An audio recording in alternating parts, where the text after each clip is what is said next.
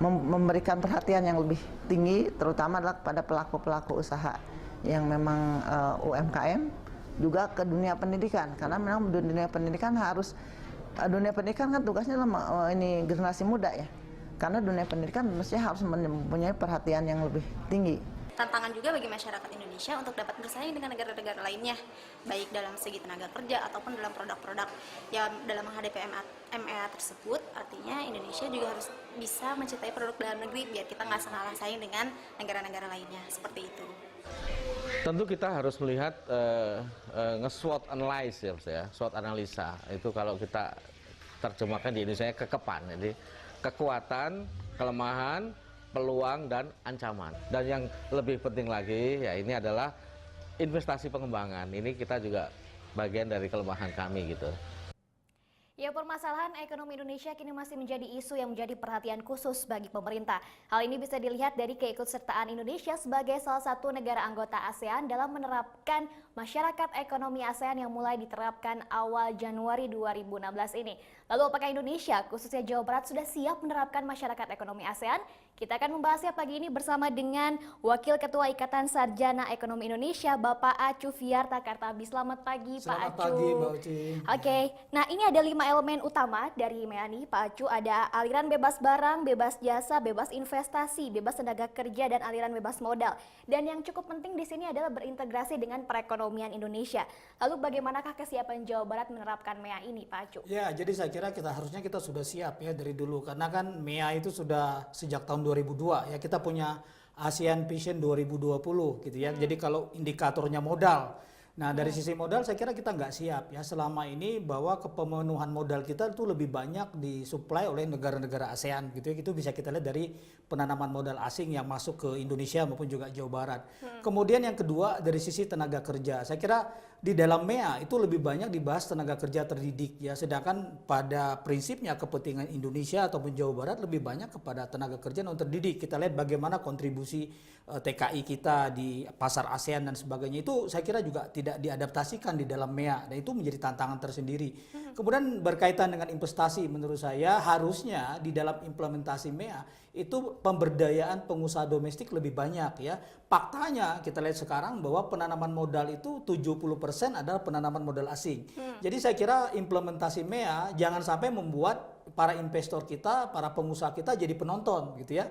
Dan itu sangat mengkhawatirkan. Kenapa? Karena saya kira memang ekonomi tumbuh secara signifikan, tetapi devisanya tidak berputar di sini begitu ya, karena ada transfer of dividen ya, repatriasi modal dan sebagainya. Dan saya kira di iklim MEA itu jangan sampai terjadi begitu ya. Dan tentu saya kira bahwa kita berharap MEA itu akan memperkuat posisi para pelaku usaha kita, memperkuat posisi para tenaga kerja terdidik kita ya, karena saya kira tingkat persaingannya di sana ya. Karena kalau head to head kita bandingkan, katakanlah kompetitor kita yang paling utama adalah Thailand dan Vietnam itu, sedangkan Malaysia, Singapura itu di atas kita kualitasnya dari sisi tadi katakanlah daya saing modal, daya saing tenaga kerja, daya saing investasi. Dan itu saya kira menjadi tantangan yang harus kita hadapi. Thailand misalkan kita lihat memberikan banyak insentif juga pada pelaku usaha. Begitu juga Vietnam gitu ya.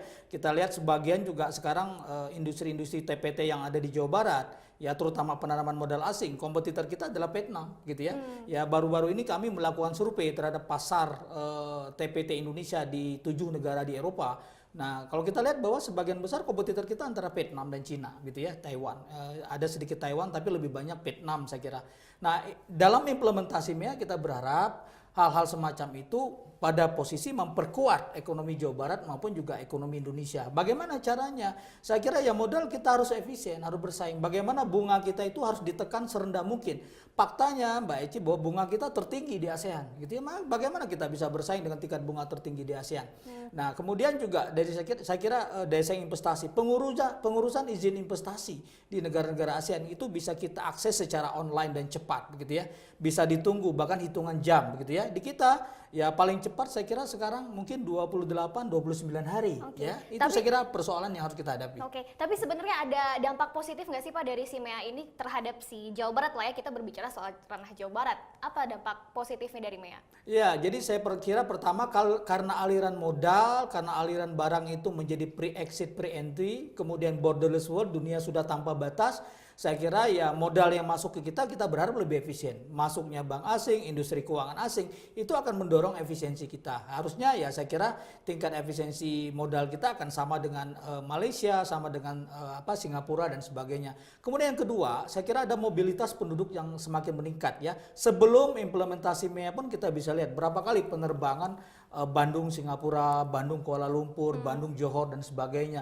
Itu adalah indikasi bahwa mobilitas penduduk akan semakin tinggi harusnya ketika ada masyarakat ekonomi ASEAN begitu. Nah, itu bisa kita jadikan sebagai etalase potensi pasar pengembangan ekonomi Jawa Barat karena daya beli masyarakat Singapura, Malaysia itu kan sudah jauh lebih tinggi ya. Jadi saya kira persoalan pricing itu bukan lagi persoalan utama. Maka kita harus membangun etalase kita bagaimana membuat kawasan Jawa Barat khususnya saya kira dan Bandung pada secara implisit itu menjadi destinasi kunjungan masyarakat ASEAN ke Jawa Barat, pintu masuk gitu ya. Dan itu kita harus buka aksesnya baik itu untuk jalur pariwisata, kemudian jalur perdagangan. Saya kira kalau infrastruktur perdagangan kita cukup, kita punya banyak mall, kita punya banyak pusat-pusat perdagangan dan negara lain nggak sebanyak kita.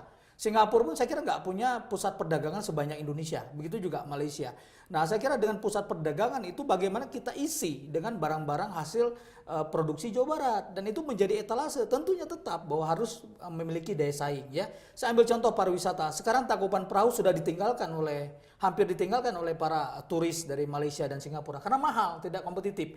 Hotel-hotel di kita juga sudah sangat tidak kompetitif. Padahal hotel tumbuh dan berkembang tetapi tidak kompetitif. Kalau menurut riset kita bahwa sekarang orang lebih memilih Vietnam ya dan Thailand. Kenapa? Karena dengan budget yang lebih kecil tingkat kepuasannya jauh lebih besar. Nah, itu saya kira tantangan terbesar. Bisa nggak kita berperilaku layaknya perilaku masyarakat ekonomi ASEAN gitu. Tapi ini juga merupakan jadi suatu keuntungan untuk UMKM di Jawa Barat. Pak Acu mengingat kan banyak sekali UMKM di Jawa Barat yang potensial. Dan bagaimana potensinya Pak Acu? Saya melihat UMKM kalau dari sisi kreatifnya, dari sisi inovasi, dari etos kerja ya, variatif dan diversifikasi produk, saya yakin kita bisa bersaing.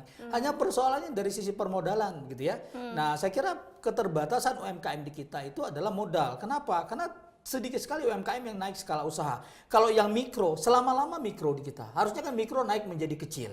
Kecil jadi menengah dan mungkin sekian puluh tahun menjadi pengusaha besar. Nanti kita nggak ada yang terjadi semacam itu. Karena keterbatasan modal. Saya melihat ya potensi MEA ini bisa jadi nanti kita akan lebih banyak sebagai pelaku usaha. Katakanlah para pengusaha Malaysia, pengusaha Singapura, pengusaha Thailand dengan kepemilikan modal yang cukup besar. Datang ke kita, mereka akan buka retail UMKM. Mereka akan buka industri UMKM dan menempatkan kita sebagai pekerja. Jadi kalau dari sisi indikator ekonomi saya kira ASEAN akan tumbuh dan berkembang. Hanya persoalannya apakah dampak dari pertumbuhan itu akan meningkatkan kesejahteraan masyarakat kita. Itu tanda petik dari pertanyaannya. Karena kalau kita lihat sekarang contoh ya Mbak Eci, ya Kota Bandung itu misalkan saya ambil contoh Kota Bandung sebagai ibu kota provinsi Jawa Barat. Pertumbuhan ekonominya 8%. Ya, tapi tingkat ketimpangan pendapatan di Kota Bandung itu sangat tinggi. Ya, kurang lebih kalau kita lihat dari Gini rasio namanya itu 0,42% ya. Jadi artinya apa? Tidak semata-mata indikator kita adalah ekonomi bisa tumbuh, kemudian kita bisa puas di indikator itu. Enggak. Jadi saya kira juga kita harus lihat indikator kesejahteraannya, kemudian siapa pemiliknya dan sebagainya. Apakah produk yang diperdagangkan itu adalah produk lokal begitu ya. Kalau ujung-ujungnya produk impor ya kita hanya sebagai pedagang dan kita hanya sebagai pasar. Dan saya melihat negara-negara ASEAN banyak menempatkan Jawa Barat itu sebagai pasar karena kita penduduknya terbanyak di Indonesia. Dan saya kira dengan penduduk yang banyak itu kan market size yang besar. Ya, bertahap ada kenaikan pendapatan, ada muncul kelas menengah dan sebagainya. Dan saya kira itu adalah potensi pasar dari MEA dan jangan sampai potensi pasar itu dimanfaatkan oleh para pelaku usaha pesaing kita dari negara-negara ASEAN. Karena kita nggak bisa menolak. Kalau misalkan pengusaha Malaysia nanti mau buka rumah makan kuliner dan sebagainya di Kota Bandung, karena mereka punya modal ya. Kenapa selama ini kita tidak mengeksploitasi potensi-potensi ekonomi? Karena kita nggak punya modal. Orang Indonesia, orang Jawa Barat itu sangat kreatif. Hanya bisa melihat begitu ya, karena nggak punya modal.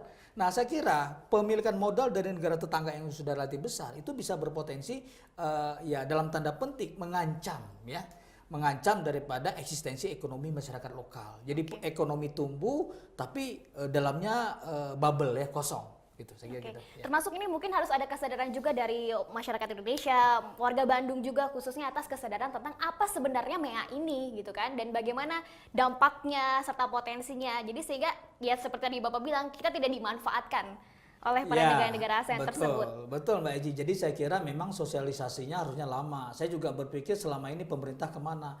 Ya, ada satu studi kajian yang diselenggarakan oleh APEC gitu ya, yang saya baca bahwa ya negara yang intensif dalam mensosialisasikan MEA itu diantaranya Thailand gitu ya. Nah kita ini termasuk yang relatif agak kurang. Lambat gitu ya? Iya, jadi kita itu kadang-kadang last minute mau perang baru Gencar. dan bahkan tampaknya sudah lebih dulu mengibarkan bendera putih gitu ya. Nah saya kira bahwa sosialisasi itu penting, tapi saya kira ya oke lah, in progress kita perbaiki secara bertahap, bahwa kita identifikasi daya saing kita. Jadi nggak bisa juga saya kira kita berhenti hanya pada saat implementasi MEA. Kita tetap memiliki kesempatan untuk memperbaiki daripada daya saing ekonomi kita ya. Tentu saya kira bertahap ya, kemudian kita akan bisa bersaing dengan negara-negara ASEAN yang menjadi kompetitor utama kita ya, terutama Thailand, Vietnam dan Malaysia. Oke, gitu. baik, terima kasih banyak Pak Acu atas kehadirannya pagi hari ini. Terima kasih. Semoga Jawa Barat khususnya Bandung siap menghadapi pasar bebas ASEAN sudah depan mata ya Pak Acu ya. Ya, Baik, ya kami masih menghadirkan ragam informasi lain, jadi Anda jangan pernah kemana-mana, tetap bersama kami di Net Jabar.